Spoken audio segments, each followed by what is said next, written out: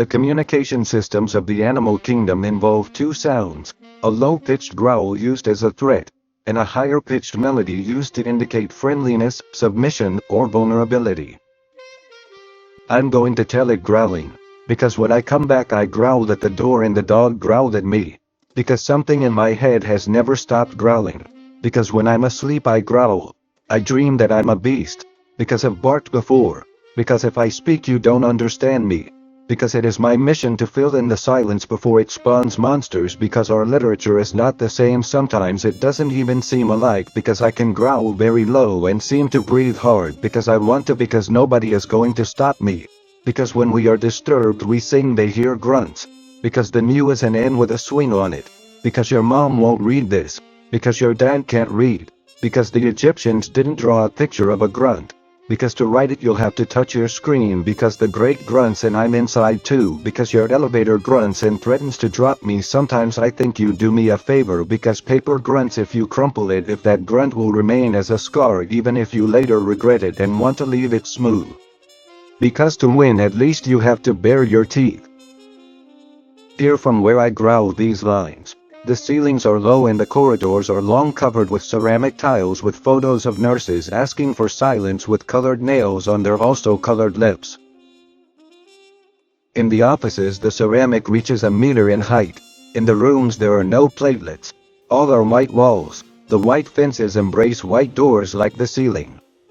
Inside the rooms, another sign asks for silence again, but this time the made-up nurse has disappeared. There is no one anymore. As in a book there are only letters. Here someone is always facing the wall even if they are not punished. Someone always looks out the window, which is always closed in case we get up thinking we are a bird or wanting to finish the game. Here someone always draws on paper, if they don't look at him on the table and if he stays alone on the wall. Here from where I growl these lines at you. Someone always complains. Someone always screams. And like anywhere in this ball of mud, sometimes someone cries, sometimes someone laughs. There are no boos in here. You don't need telephones if you haven't learned to speak yet. The word and the shouts will come with evolution and Darwin. Here visits are rare. They are usually short and in most cases dispensable. And here the world stops like a bumper car when you can't put more coins in it. Here, from where I am writing these lines, the entrance is exclusive. Here no one becomes a member. Here your qualifications or the money of your parents do not matter. In this club the entrance is limited and the conditions to enter unattainable for the majority. Here it does not matter if you are the grandson of a dictator or a beggar.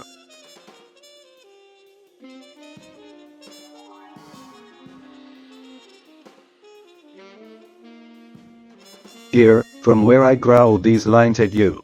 The first dessert is always cake. Sometimes with red cream, sometimes yellow, and sometimes split in two and filled with white cream.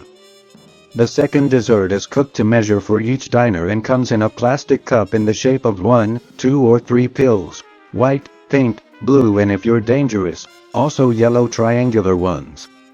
Dear, the nurse, who is the opposite of attractive, doesn't look into your mouth to check that you swallowed them. Here the nurse doesn't even look at your face. For her, the disturbed are beings based on carbon that annoy her while ironically she gets excited watching hospital series on television. That nurse communicated with sounds that are only heard in funeral homes, in horror movies, in hell.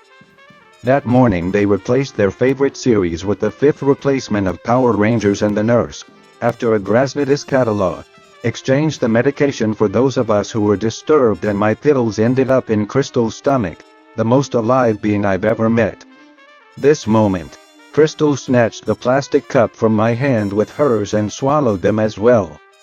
I envy those pills for being inside her and I appreciated the low audiences of the low-budget series. My pill thief signed like glass because she looked fragile but on a bad day she could crack your neck. It was pretty, like a baby forgotten in the parking lot. Like a farewell letter from a Taliban before it exploded, like a bombardier's belt. It had a strange effect on me. Sometimes it made me feel uncomfortable and other times being with her was the closest thing to going back to the womb.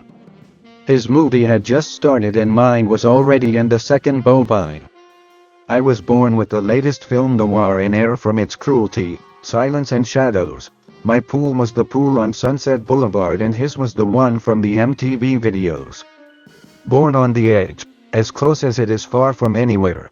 Raised among men like islands, among hunters, among cannibals, among the sounds of bottles crashing, of cars avoiding crashing, in a house with 4 mirrors that turned her into a little Juana de Arco, which the Lord did not call, the judge called almost every month. My little Joan of Arc heard voices, but not from God. She heard the voices of her family and neighbors subscribing to alcohol and disagreements.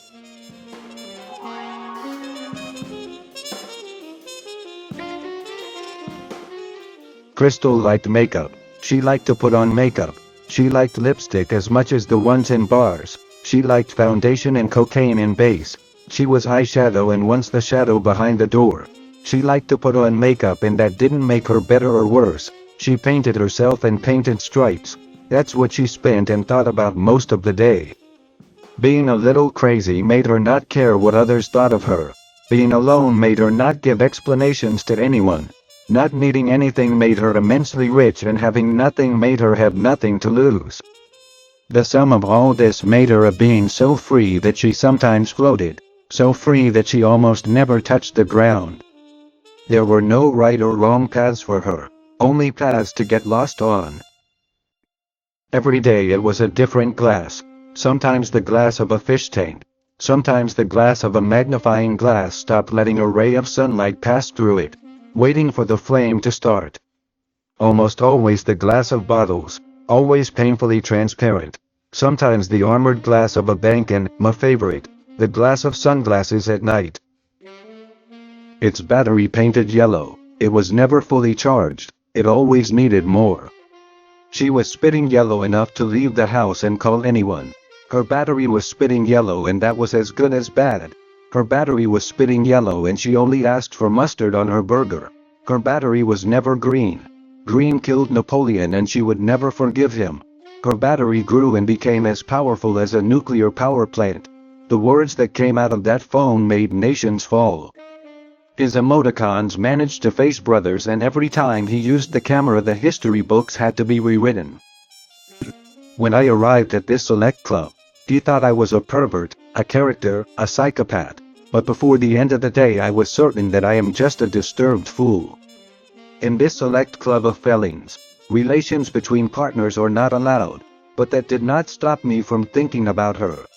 What seemed like a simple job with a nice reward, the work was easy. It consisted of thinking about her without her knowing it, without anyone suspecting it. And so the job became thinking about her and keeping the secret. She and the secret became an obsession and the job became thinking about her, keeping the secret and carrying the obsession. Most of you would say that I don't feel sorry for her, my family to forget her, my friends to take care of me, my therapist that I erased her from my head, my priest to try an exorcism and Google assures that chemical castration is the definitive solution. It promises to change your life. Now imagining it. Keeping the secret and carrying the obsession was joined by a million doubts and the possibility of running out of balls. She was pretty and she talked to me about ladies who clean up crime scenes to hide the killer's tracks. She talked about fights in waiting rooms at aesthetic clinics, and alone, when no one was watching, she told me how everything changed the day Piccolo won the battle. It wasn't perfect, it was full of holes, it was a fucking shooting range. At times it was so difficult to understand that it was abstract, but, I must confess, although I always liked Malevich I am more like a still life. I need you to know what a still life is, because it is going to be important from this page on. The term, like the Dutch, was born in the Netherlands and refers to pictorial works that portray objects, fruits, and game. I guess we'll be around page 10. History must be building, surely full of cracks, but not cracks open enough to bleed. Nothing bleeds here inside. Here there are only letters. This city is paper. It is a dead nature.